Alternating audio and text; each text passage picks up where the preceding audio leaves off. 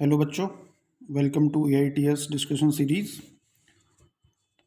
तो ये हमें क्वेश्चन दिया है और इसमें इस कंपाउंड की सीरीज ऑफ रिएक्शंस दे रखी हैं और अलग अलग प्रोडक्ट बन रहे हैं, product A, product B, C, F तक। और आपसे पूछा है कि आइडेंटिफाई करना है ए क्या है, बी क्या है, सी, डी, ई, एफ तक हम लोगों को आइडेंटिफाई करना है। तो चलिए स्टार्ट करते हैं। तो आपके पास ये जो कंपाउंड दिया है, इसकी रिएक्शन वो सबसे पहले Hg2+ H2O और H+ से करा रहा है। अब जैसा कि आप जानते हैं H2O और H+ हाइड्रेशन में काम आता है।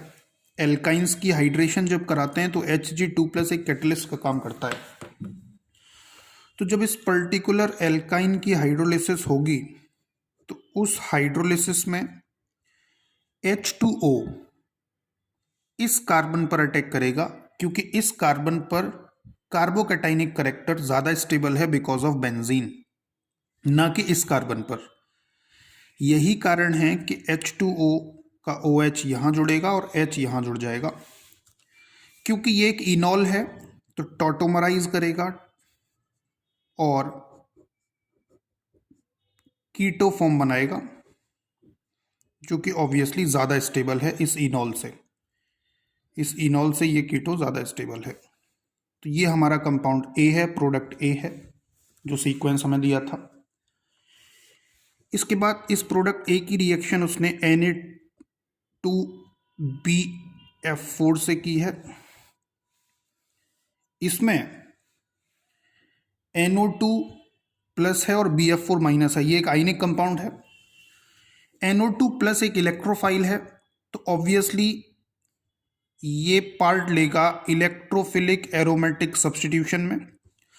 और बेंजीन पर जब इलेक्ट्रोफिलिक एरोमेटिक सब्स्टिट्यूशन होता है तो उस पर लगे हुए फंक्शनल ग्रुप डिसाइड करते हैं कि इलेक्ट्रोफाइल कहाँ जाएगा।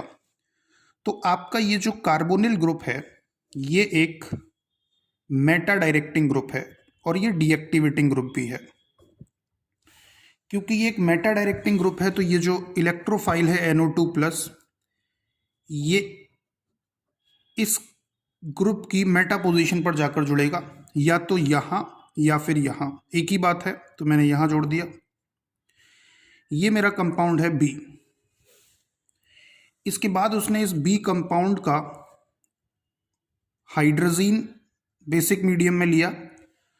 आप जानते हैं हाइड्रोजीन बेसिक मीडियम में वुल्फ किश्नर रिडक्शन करता है, ये भी आपने पढ़ा होगा।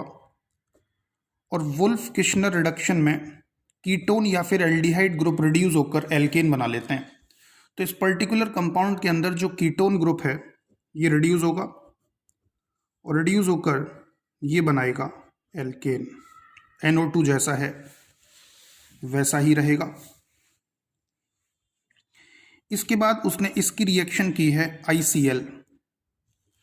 ICl में जो बॉन्ड है वो पोलर है, जिसमें I पर पार्शियल प्लस, Cl पर पार्शियल माइनस चार्ज है।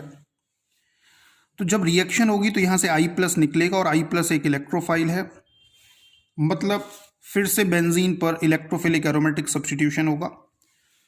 और इलेक्ट्रोफिलिक एरोमेटिक सब्स्टिट्यूशन में जब बेंजीन पर दो फंक्शनल ग्रुप लगे होते हैं तो जो एक्टिवेटिंग ग्रुप होता है वो डिसाइड करता है इलेक्ट्रोफाइल कहाँ जाकर जुड़ेगा। तो ये जो एल्काइल ग्रुप है ये एक्टिवेटिंग ग्रुप है, जबकि NO2 एक डीएक्टिवेटिंग ग्रुप है। तो ये जो I+ है ये इस एक्टिवेटिंग ग्रुप की पैरा पोजीशन पर जाएगा, क्योंकि पैरा पर जाकर ही ये मेजर प्रोडक्ट बनाएगा। हमसे मेजर प्रोडक्ट ही पूछा है उसने। तो जो आयोडीन है वो इस एल्काइल ग्रुप की पैरा पोजीशन पर आकर जुड़ गया। ये मेरा कंपाउंड बी था, ये सी है, ये डी है। इसके बाद उसने इस डी की रिएक्शन की है Cl2 और AlCl3 से। जैसा कि आप जानते हैं कि Cl2 और AlCl3 प्रोड्यूस करता है Cl+, जो कि एक न्यू इलेक्ट्रोफाइल है। फिर से इलेक्ट्रोफिलिक एरोमेटिक सब्स्टिट्यूशन होगा और इलेक्ट्रोफिलिक एरोमेटिक सब्स्टिट्यूशन में फिर से जो एक्टिवेटिंग ग्रुप है वो डिसाइड करेगा कि इलेक्ट्रोफाइल कहाँ जुड़ेगा। एक्टिवेटिंग ग्रुप मेरे पास ये एल्काइल ग्रुप है, ये दोनों डीएक्टिवेटिंग ग्रुप हैं। तो एल्काइल ग्रुप की पैरा पोजीशन ऑलरेडी ऑक्यूपाइड है, इसलिए ऑर्थो पोजीशन, ये पोजीशन या इस पोजीशन पर आकर इलेक्ट्रोफिलिक एरोमेटिक सब्स्टिट्यूशन होगा।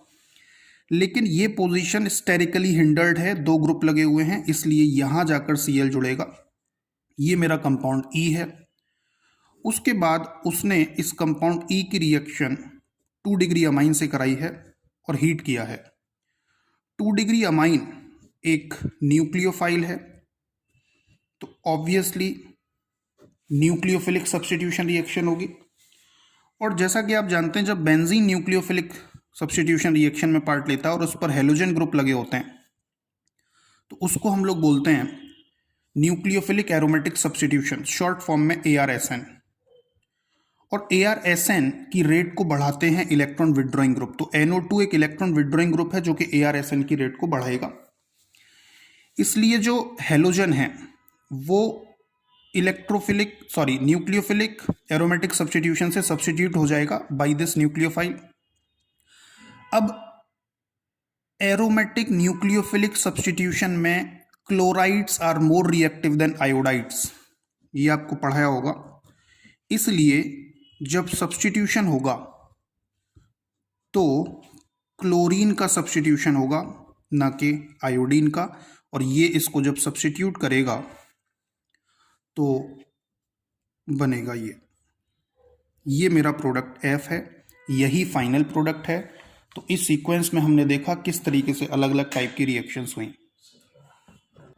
तो यही हमारा प्रोडक्ट बना है इस सीक्वेंस ऑफ रिएक्शन में। Thank you.